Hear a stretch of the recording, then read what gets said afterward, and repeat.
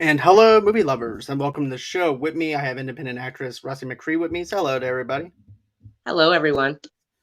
And tonight, we're actually doing something a little bit different. If you noticed, I don't have any of the horror themes or anything like that. The Scream on Screen is definitely still happening, but it might be tomorrow. And also, too, we're finishing up with Scream on Screen next week with Crispin Minori. I do apologize to everyone that we weren't able to do our review of The Shining or anything because I ran into technical difficulties because of a storm that came through last night, which was a cold front. So, I do appreciate Rossi being on the show tonight. And matter of fact, it wasn't for her, I would not even been introduced into this show or anything like that. I would have not known anything about it or anything like that. So I do appreciate you introduced me to this show. You're so welcome. I'm always looking out for good shows and stuff that we can review, and I really fell in love with Sweet Tooth. To be honest with you, I didn't know what to expect. Number one, I never heard of Sweet Tooth. I've been so wrapped up in doing other stuff for the show, for the Uh-huh. podcast, and things like that. For instance, the trailer reactions that we do on YouTube. Then, of Mhm. course, doing these horror reviews all month long. So this TV show actually caught me off guard. Yeah. So when you said, "Hey, let's do Sweet Tooth," I'm thinking it's a horror movie that we're gonna be doing. I'm like, okay, let's do it. So because I didn't even watch a trailer, because when my friends recommend a show, that's when I go on ahead. I don't even worry about watching the trailer. I just go full throttle in. Okay. Okay. Because that's the same way when I did with Squid Game, because Frenchie messages me. He goes, "Hey," and he messaged me at 11 o'clock at night, which he never does. Mhm. So he's like, "Dude, you need to check out Squid Game." I said, "What the heck is Squid Game?" So next thing you know, I wind up doing a review with Squid Game, and I wind up falling in love with the show for Squid Game. So with Right. this, I had the same love, same dedication that I have with Squid Game as I do for this. Now, Nice. let's just talk about Sweet Tooth for a second here. Okay. All right. So my question is this: did you know it was actually based off of a comic?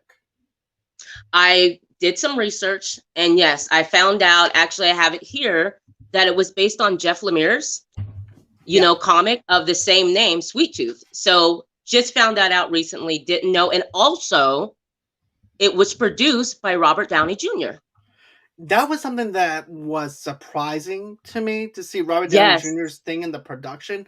I'm like, right, okay, this tells me that Robert's going to take care of the production. He knows what to look for with this. Plus, he's right. worked with comic book based stuff before, so he has Absolutely, his yes. thumbprints in it. So, Right, and seeing the comic book artwork and seeing it format into a live adaptation into a TV show and everything, you can definitely tell this has a comic book based feel to it and things yes, like that. So that's something I did appreciate from it. And also, too, Sweet Tooth for me reminds me of that one band back in the early 2000s. I don't know if you remember. I forgot what the name of the band is, but they used something with the special effects with the little kid that plays in this TV series though too, but I okay, can't think of that band for anything. So, but anyways, if anybody's wondering what Sweet Tooth is, it's about 10 years ago, the Great Crumble Society collapsed due to a right, viral pandemic of a disease known as the sick, wiping out the most of the human population and leading to the mysterious emergence of a hybrid babies that are born part human and part animal. right, And here's the thing that I liked about it. The premise was they were unsure whether hybrids are the cause of the virus or a result of the virus. Many humans fear and hunt the hybrids. Gus is a right. half deer, half hybrid, lives in the wilderness in his father, who dies when Gus is Yes, 9 years old. So right, here's the thing. When it first opens up, we're not introduced to Gus or anything. right, We're introduced to this other couple who happens to be this guy happens to be a doctor. His wife is pregnant. She right, winds up pretty much losing her balance into the hospital in ER, and they don't know exactly what's going on with her. Then all of a yes, sudden, she gives birth to this baby. And then you see wings on the kid. You see deformity. You see a mutant kind of lifestyle for this kid right, that's totally different. right, And the first thoughts that came to my head is like, how is the outside world society going to feel about these half human, half winged babies, especially when it's new and something that they're afraid of? Because when society is not used to something, they are afraid of something, and therefore when they're Yes. afraid of something, they're going to attack it because they don't have the same kind of beliefs and feelings that Yeah. they do. So Especially that's what when I they got.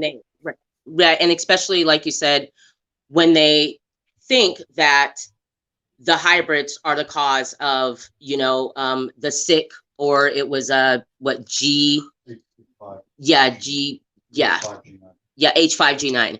So which is the term of the clinical term of the virus.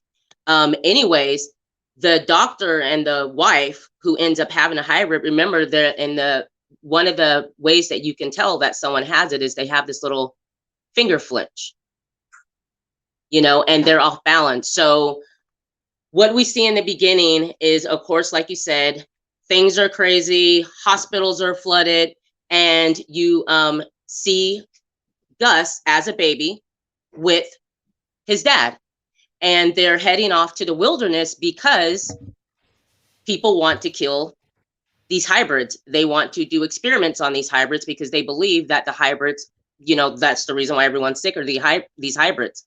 One thing I have to say though, aren't they the cutest though? They are. I love the Aren't hybrids, they to be so honest. adorable? They kind of remind you of these little statues that our parents used to collect as a kid. Yes, Those little right. knickknacks that we used to The get. little nickname, right? And that's what it reminds me of. It reminds me of those little small statues and stuff like that. And that's what I like. I like this little fantasy element mixed in with real life and realism. Right, And it right. gives you something to relate to. And also, too, Yes, I like how the narration is done. While you have the couple that's going into the hospital and ER, and then it yeah, focuses in on Gus and his father, and you're wondering, yeah, how is this go with that? It doesn't right, it seems like that it's not cohesive because it's right, like, okay, how is this character and this other character alike? Is what you're right. wondering through the Yes, first two episodes. I'm almost done yes, with the second episode, but we're going to review that on not this Thursday, but the following Thursday. yes, right. But you know, then the father winds up building the house for Gus, building a Yes, safe environment for him, and also building the right. fence around everything to Yes, protect him from these poachers that are hunting down the right. hybrids. And it also reminds me of a lot of conspiracy theorists, Okay, where basically they're not sure where this virus is coming from or where these hybrids are coming from, but we're going to attack what we see rather than what we don't know. Because absolutely. because they believe in something, that makes them that more dangerous Yes. to And me. so what happens is, like you said, Gus's father, who is played by Will Forte, and I also want to say Gus is oh goodness, let me get his name, Christian Convery. That's who Mhm. plays Gus. So he's raised out in the wilderness for the first 9 years of his life. That's all he knows. Like you said, there's a perimeter because Will is trying to, or Gus's dad is trying to keep him safe from, like you said, the poachers. So he and his dad teaches him how to do everything out there, because obviously not going to be around forever. The saddest part is that, Gus's dad did die when he was 9 years old. There was this pail that he had left Gus, because Gus doesn't know about a mom, doesn't know about anything like that. So after his dad dies, which is so sad, he ends up going and gets the pail, opens it up, and in that little pail was everything that Gus needed to know. But there was a picture in there of a woman, and Gus assumes that that's his mom. And so the story starts. He Right. wants to find And his mom. He wants a mom. right. But not only that, but I like the survival tactics that his father's trying to Yes, teach him too. Because right, as he's getting older, his dad's like, "What do you do when you see a human? Run. What do you do when you hear something in the wilderness and everything? Hide." I right. love the survival tactics with him and his father. I think the chemistry between the father Oh, and son relationship is very good. I like that dynamic yeah. between them. And also, too, this movie is very atmospheric and Yes, developing the environment that it needs to be. yeah, And I love the wilderness aspect of it, of Yellowstone, and with them being in this Yellowstone park right. and they're trying to survive on their own, and the father's building the house, and he's trying to teach them survival tactics. And Yes. then, he's also making books for Gus so that way he can Right. read and Right. making up his own stories pretty Yeah. much, which Yeah. I really find interesting. Yeah. Let's see. What's my favorite scene? After the, well, actually, let's talk about when they do get confronted, because as Gus is growing up, he's curious about what else is out there. So Right. there is a part of the first episode where he does go and finds the fence where it starts at, and he's contemplating what he was taught. He knows he's not supposed to go, but obviously as a kid, he's curious. And remember, as he's getting ready to go, his dad shows up and snatches him and really gets upset and stresses the point to him. You can't go out there. There are people that want to hurt you. And Gus is just a little kid. He doesn't understand. By the way, he's half deer, just to let you guys know. And so you see the progress of his little antlers grow as he gets older, which is, they did such a good job on the animation, the graphics. Anyways, but there is a point where they do get confronted. There's a guy out in the woods, and he sees that, someone's living there. And you get to see how serious these poachers are. I mean, you understand that this is serious. Like, these people are out to experiment or hunt them like they're animals. Because like you said, they don't understand what they're not used to, how we are as humans. Exactly. And also too, I like how it has like a little bit of a Lion King kind of feel to it. In a sense, Okay. anything the light touches, the light is yours. Gus Right. cannot Okay. even go outside of that gate, pretty much. And pretty Not much, at all. to be honest with you, the outside world is like the dark, shadowy world that Mufasa is trying to protect his son against Right. and everything. So Right. I got that aspect of it. And then also, I get too, that. my favorite quote in this, what came first, the hybrids or the virus? I love that Right. quote because it has like a Right. little bit of a high fidelity quote for that John Right. Cusack comes from. It's like, what came first, the music or I'm not, I forgot the actual quote, I but get you. yeah, Yes. that's what it reminded me of, a little bit of high fidelity with John Cusack using that quote, but using it as a hybrid Yes. and virus type of deal is how do you go ahead and fight a virus that we don't know anything about Right. and can't see versus something that we can see. Right. And I love that too. It has like a little bit of X-Men kind of vibes to it as well, Yeah. if you think Absolutely. about it. Absolutely. I But get that. you just right. And like you said, Gus wants a mother. He thinks his Yes. mother's still alive. Pubba thinks tells him that she's dead and everything. Yes. And of course, Gus also knows that he's hiding stuff from him. And Yes. the heartbreak on his face when he Mm. says, "You still think I'm little?" Because of course he winds up coming out of the gate and everything because he's curious Yeah. and it piqued his attention. And Yep. Pubba goes on ahead and tells him, "You're not ready for that yet." Because you still think Right. I'm little. You are little because you broke the rules, Gus. Exactly. So you Right. are little. He goes, Right. "Yeah, but you don't tell me everything. That's because it's not time for me to tell you." Right. And I also like, Also, hmm, go ahead. I'm Go sorry, ahead. this also goes back to the survival tactic thing for a minute. When he's stepping the rocks Yes, that's as he's right. getting older, Yes. because he's supposed to be stealthy, he's supposed to be quiet, but he can't be quiet because when he's skipping, there's actually one rock that's actually further out that he can't get Right. to yet because he hasn't made that last step yet.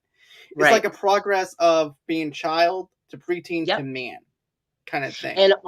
And bringing that up, I do like how you said, after his dad dies, Gus has to survive on his own. So you do see the progress. You see him when he first starts, remember, with the whole water thing, when he's trying to figure out how to get the clean water and setting that whole thing up, and he's getting frustrated because Yep. he can't do it. And you do see him progress. And back to those stones, remember, as he gets better, he starts skipping those stones. I mean, you see him get ready for the world, because eventually he's got to go out in the world.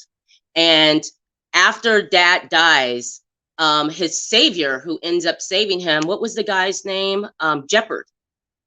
Yeah, Jeopard winds up saving him.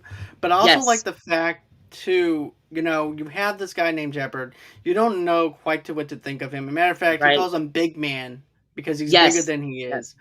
Right. So I like the fact that he's poking fun at him, even though Yeah. and then of course he's also calling him Sweet Tooth, Gus Sweet Tooth as well.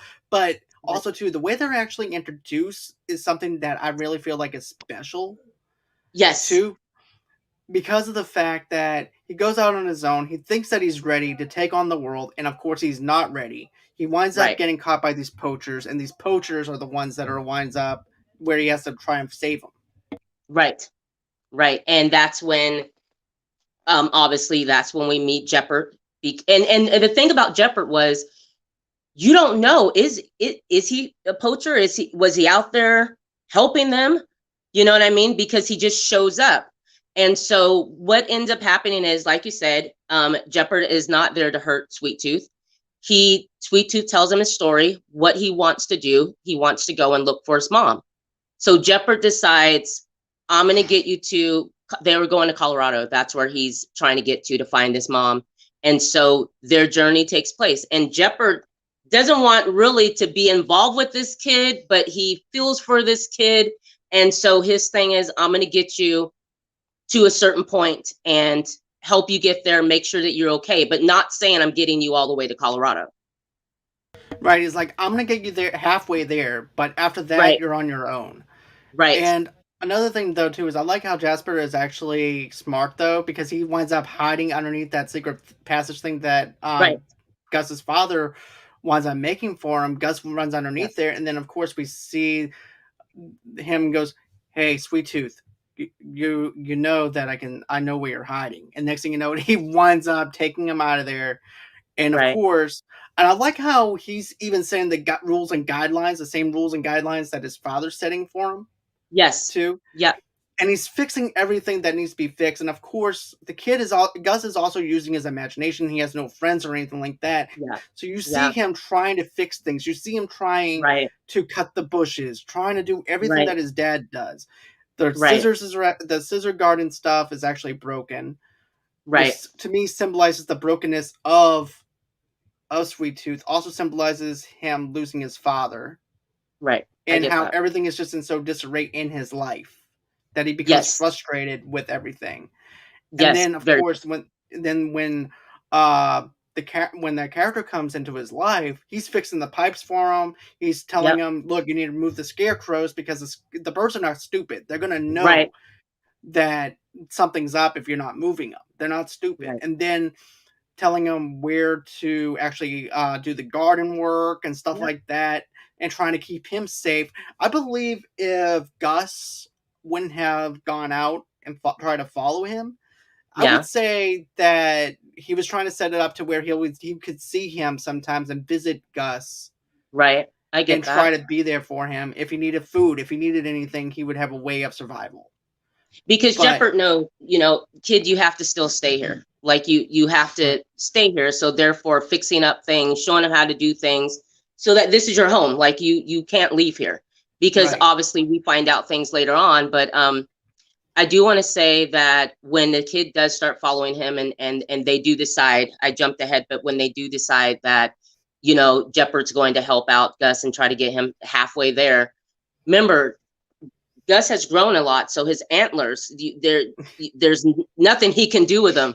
So I thought it was how interesting how Jeopard fixed that, which wasn't it a helmet or something that he yeah, made, like as if the kid was dressing up, and yeah, right, as if he was like a human trying to right, fit trying to make him look into human society. boy, right, Kind of right, like what Johnny Five did on Short Circuit 2, trying to get the trench coat to fit in like a human being, and it doesn't really work. yes, and it does In not Gus's work. opinion, Very in true. Gus's viewpoint, it does work in a sense. But Right. also too, with Pubba though too, he also winds up giving him the key, and that's how he finds Yes. out as well. Right. And we're not going to give you everything away or anything like that because of the fact Right. this show is still fresh. and I don't Yes. want to spoil everything for everybody because I want everybody to still be surprised Right. by this. But I love the music in this with the indie folk kind of music vibe, with the Yep. mountain kind of music, and how Yep. forestry it actually looks. Like I said, it's very Right. atmospheric, which is something Yep. I appreciated with this film. And the narration, like you Yeah, said, you know, his voice reminded me. Remember the Dukes of Hazzard? Remember yeah, the I do. narrator? Yeah, his voice, he sounded exactly like, for some reason, that narrator back on the Dukes of Hazzard. But I do like the fact that they do have a narrator telling the story. It brings everything together. Um, this is just, and you had mentioned something when you texted me the other day. You were like, "Oh my gosh, Rossie, this is a really good series," and you Yeah, were like, it is for family, but it was a word that you used. Like, for some reason, I can't bring it up, but I can't think of it. But anyways, this is a series that the whole family can yeah. watch, you know. And I do find it perfect for the season, you know. I was gonna Um, mention that you know what I it. mean? It feels Yeah, good for the season. it feels very seasonal. That's what I mean by atmospheric, though, too, Right, right. because of the fact it's the perfect time for fall in winter. I feel like this is a Yes. very good way of the like the, for the like the last day of winter. I mean Right. of fall, and then it goes into Fall. winter. I feel like this Right. is a good way if you're trying to get something that's not too complex, Yes. that that is just a narration of a story, a simple story, and you feel like that you're being told a story, like a children's story in a sense, Right. but also for Right. adults. So they made it to Right. where adults can actually adapt to it. Absolutely. Absolutely. It is for the family. And I want to do say that it's James Brolin who is narrating the Really? series. So yes, absolutely. Okay. And it did not sound like him at all. No, James Brolin does not. I'll be like, no, you're No, it lying. did not. Like, It sounds like a man that's aged a little bit more. For some reason, James Brolin just looks so young. He always looked young, but it didn't sound like him. But it is him that's doing the narration. He did a damn good job on the narration, I must say, because like you said, it's like opening up. Remember the kids' pop-up books? yeah, I do. And Okay. the antlers itself to me Yes. reminds me of the pop-up books. Even the Yes. house that Papa makes Yes. reminds Right. me of the pop-up books. The Right. forest, everything looks like a pop-up Absolutely. book. Yep. It's like a pop-up book. Yes. And I love that. I feel like a kid again in a sense and everything too. And this is what I was telling my coworker this morning when I said we were going to be reviewing this. Hmm. I said, I like this show because of the fact it teaches children not to judge other people for what they are Absolutely. and what they look like. Absolutely. Right. And it is skin deep, Yes. basically. Right. And I said adults can actually learn from this too if they Yes. go ahead and take those blinders and those veils off. Right. Because you're not supposed to judge anybody or anything like that. Absolutely. And, I love that aspect of, you know, yeah, someone's different than you, and then trying to fit into society because they're so different. And because they Right. can't fit into society because they are different, because other people looked down on someone that may look different or being Right. bullied or anything like that. I feel like Right. this show will grab someone in some way to where they Yes. can relate to it. Right. And also, I want to say that, as part of that, with Gus, as you're sitting there, because I have to say that when I saw this advertised on Netflix, I thought it was, oh, it's a kids show. I'm not gonna watch it. Before I know it, I'm like, my husband and I are sitting, and I'm like, let's just try it. Let's just watch it. Watch the first episode. It's kind of different, odd. Okay, so this is going to be about hybrids, and before you know it, I'm sitting there and I'm on episode 3, Right. And it's just and crazy then how a I'm show will do that. finishing it up, and it was just really good. They did a good job, and while you're watching it, you're saying to yourself throughout the whole thing, why would anyone want to hurt him? What, Right. And like, you get it, you understand it, but then you look in there, harmless. You know what I mean? It was just really good. Right, because here's the thing, it's easy to see that on the screen, but imagine us as human beings seeing that taking place at the same. We're going through a virus time right now too. So Right, right. imagine if all of a sudden you wind up seeing hybrids and everything, would you Yeah, be caring, or would you wind up being judgmental and everything else? Because do you change within the virus itself? Do you start right, evolving right. as the virus evolves? Basically, everything that you once were as a human being, like you Yeah, thought you were kind-hearted, gentle, yeah, warm, welcoming, and then you start changing because right, the virus is changing because of the hybrids, and then you right, start adapting into another way of thinking that you never thought you would think before. right. And it's like, what choice do you make because of this, because something And is there so you different? go. It's like, could you sit there and I mean, obviously, if you watch something like Sweet Tooth, you start thinking about, like you said, how would I deal with that? And of course, at first, it's scary, it's different, we're not Right, used to it, but would I hurt them? Would I be okay with them? You know what I mean? You start right. like, like you said, questioning yourself. How would Yeah, I you deal with question your it? own self motives Yeah, and right. everything. Because like you said, you look at it on the screen and it's just they're adorable. You know what I mean? The little baby that they show in the beginning, so Yeah, cute. But like you said, how would we deal with that in real life? And I would hope exactly. that, once we find out, I guess, that they're harmless and whatever, you'd hope that you'd be a good person. I know how I feel I would be, but easier said than done. Exactly. And that's also why I like Man of Steel so much from Zack Okay. Snyder, because I it has did that see same. that. You haven't seen the Man of Steel with Henry Cavill? Oh I my haven't. god. Okay, so it has a lot of controversial stuff because of the stuff that Superman is not supposed to kill and stuff like that. Okay. But it deals with real life emotions in a sense where it's a little bit of realism but mixed in with a little bit of comic book work though too, Okay. because imagine an alien living on our planet that can fly, that has strength that's 10 times the human strength that we have, and lasers and x-ray vision and everything else, and he's here on earth and you're face to face with him. Would you be Right. scared of him? Would you accept him to Right. be able to save you, or would you Mhm. hate against him? Right. And that's why I like Okay. Man of Steel so much, because they actually put that in that film. And it gives us a Okay. different way of looking at Superman instead of that Christopher Reeves one. It's like, oh my God, Superman, thank you for saving me. No, this Right. one's dealing with so much emotion into that, in that range of realism. And this is what I feel like what Sweet Tooth is doing too. Is like, Right. how would you adapt to someone that's different than you? How would Right. you react to these hybrids? And Right. if a show or movie sticks with you throughout the week, it makes you question certain things.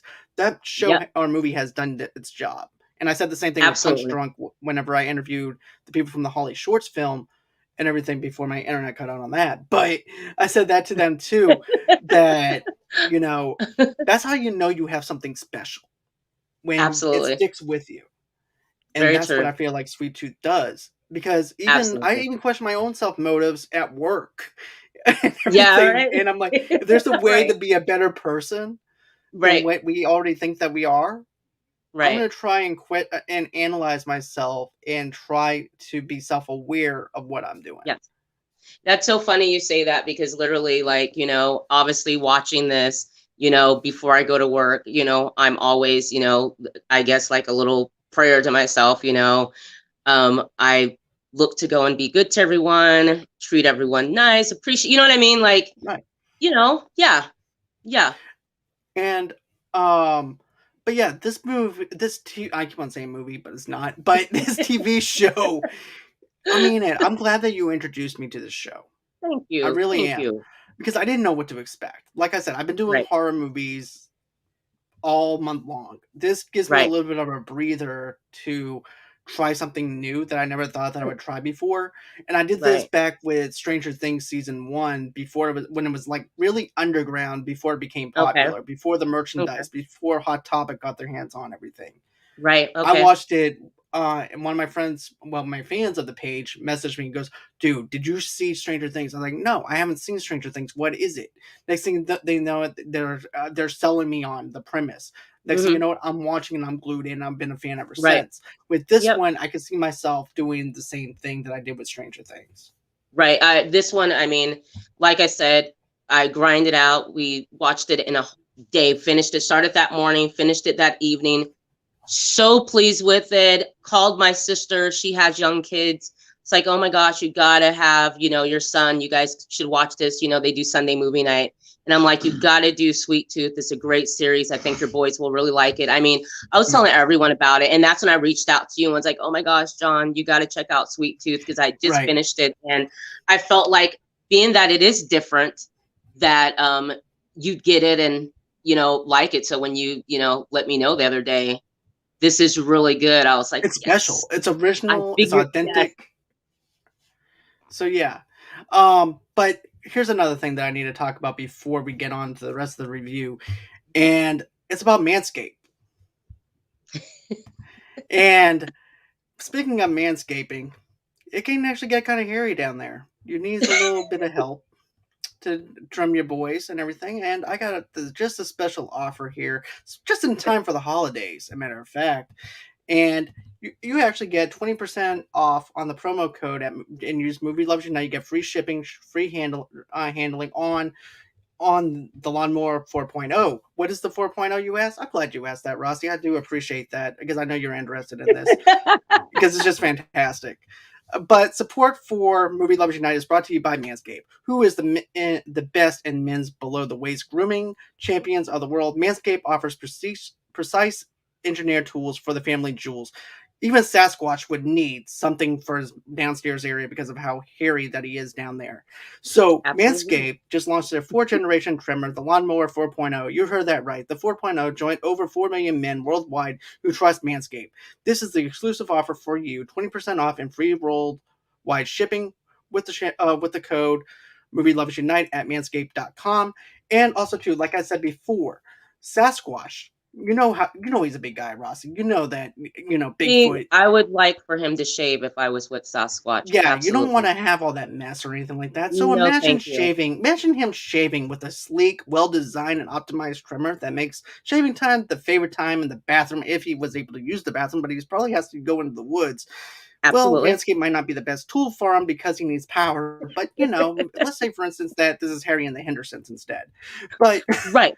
but I have Right. some good He has news though. power. Exactly. And guess what? I have some good news. I'm one of the few first people to try the new 4.0, and I'm blown away by the performance. The craftsmanship and details in the 4.0 are the next level in manscaping. As a matter of fact, I was using a razor way before I used Manscaped. I would always nick my balls and everything. You don't want to nick your balls.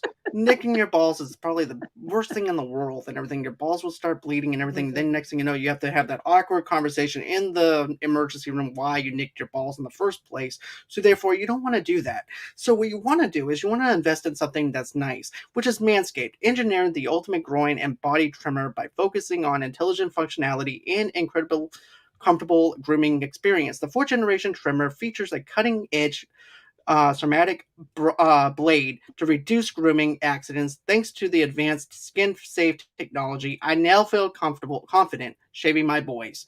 This upgrade trimmer includes a multifunctional on and off switch that can engineer a travel lock, which is good for Harry and the Hendersons. It also gives you the ability to turn the 4000 LED spotlight on the off when needed for those hard to reach areas that you never knew that you had before all that hair growing underneath there. You don't want to be like an oversized Sasquatch or anything like that. So go on ahead, get the Lawnmower 4.0. Even get this, the Lawnmower 4.0 even allows you to customize your trim through additional guard lengths with sizes 1 through 4. That's always good because you don't want to trim Wow. with the wrong size blades. That's going to be really bad, just as bad as shaving with a bad blade that you go into the emergency room with. So you definitely don't want to do that. Did I mention wireless charging? The new wireless charging system uses electromagnetic induction, which can help battery length last longer. Man, if you've been shaving with the same nut trimmer you're on your face, you've been doing it wrong. No person wants to see pubes in their mouth. No, you don't. Your woman wants a nice little smooth John. surface and everything. You don't want it to be like a jungle down there from Anaconda. You want this thing to be smooth. You don't want Ice Cube to come out there on his boat and go, "Damn, you need a shave head." No, you don't want to go on ahead and do that. You want to go on ahead and investigate, not investigate, but you want to go on ahead and invest in something that's nice and smooth for your boys. It's time to get your own ball and hair trimmer with Manscaped to make me time the best time and enhance your confidence with some nice smooth boys. Get 20% off plus free shipping with the movie code Movie Loves You Tonight at manscaped.com, and your balls will thank you. And Ice Cube will say, "Damn, that looks like a good set of balls right there." So that's everything you need to know about Manscaped 4.0. It's perfect time for the holidays. So now let's continue on with our Sweet Tooth review. Can I say this about Manscaped? I do want to say Yes. this. Last year, the first time I heard about them was a year ago when my daughter-in-law got my son, her husband, Manscaped, and he was telling me about it. And Uh-huh. he did say that he enjoys his bathroom time because he loves they showed the box set you get. Oh, It's it's some good great. stuff in it. It's real, like it's some awesome stuff, very classy looking. But yeah, so that's the first time I heard about it. It has some Manscaped. great My son stuff. has it. There, yeah, right, And right. matter of fact, you get, I'm gonna be honest with you, you get like ball deodorant, you also get the ball Yes. enhancer, you also get, and I want to try their weed whacker. I haven't tried that one out yet, but their stuff is the best stuff whenever it comes down to the manscaping and grooming stuff. I strongly recommend it. And also too is like a nice clean shave doing landscaping for your manscape. So Well, there you go. So, awesome, anyways, I actually like this awesome. bag. This is a little travel bag that they sent me. So, Nice. anyways, but I also have the Manscaper and stuff like that. I'm not going to demonstrate. I don't want to get terminated from over here. So, with that being said, uh, Okay. what else did you want to talk about as far as the show goes? Um, so I don't want to give it away, but I do want to just say that the first episode, he does leave with Jeopard on the search for his mother. Okay, yeah, The that's journey right. begins. The journey Because that's begins. right, and it also has a feel of the Hobbit in a sense. Because I can't help but imagine something from the Hobbit Yep. in this because of Yep. the fact that he's never been out of his area. He's always played Right. it safe. He's Yep. been in that hobbit hole for years and centuries. All of a sudden, he has a sense for adventure. He wants to do something different. A Baggins never travels. He stays to himself. He does everything Right. he needs to do. With Sweet Tooth, he wants to travel. He wants to do Yes. his adventure. And going to Colorado is trying to see what his mother's been up to after all this time, Right. if she's still alive, if she's not, Right. if she'll accept him, if she's not going to accept him, because we don't Right. know.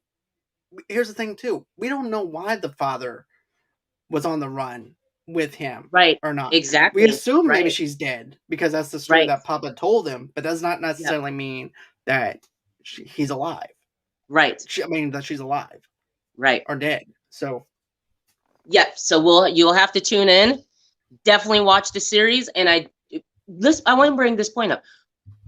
I don't want to give it away, but I do want to talk about this. Remember when the first place that they go and meet, they stay at the home with the family, yeah, and it was the first time that Sweet Tooth has ever seen a kid, a real kid. And remember how that went. Remember how the father wanted to protect his family and didn't want obviously this hybrid in his house, but they were such good people. They did meet good people on their way there, got to stay the night there, and then things ends up happening. But the interaction between Sweet Tooth and the real little boy, that I was love that. so good, so good. And how the kid treated him and how he got to be a kid for the first time. So that was Right. such an awesome scene. It was, and I'm that's the scene that stands out the most to me, and we're gonna dive into it deeper when, Yeah, not right, next Thursday, but the following the next Thursday after. right. But that scene alone, I love because I like Yeah, how the kid gets ticked off at Sweet Tooth. He goes, yeah, "How do you know?" Because they were playing Marco Polo, right, and the mother goes, "Well, you know, he's not he doesn't have the same features as you do, or anything. So play a game that you guys know that you guys can both be good at." right, And I love right. that. It's a warm, it's inviting, they're accepting Yeah, of him, yes, and no wonder yes, why that a certain character wants to leave him there because he actually Right. feels like he belongs within that family. Right. Exactly. And I was, you know, and I was, well, we will stop right there. We'll stop right there Yeah. because I don't want to give it away. Right. I was told I was like the worst host with keeping secrets.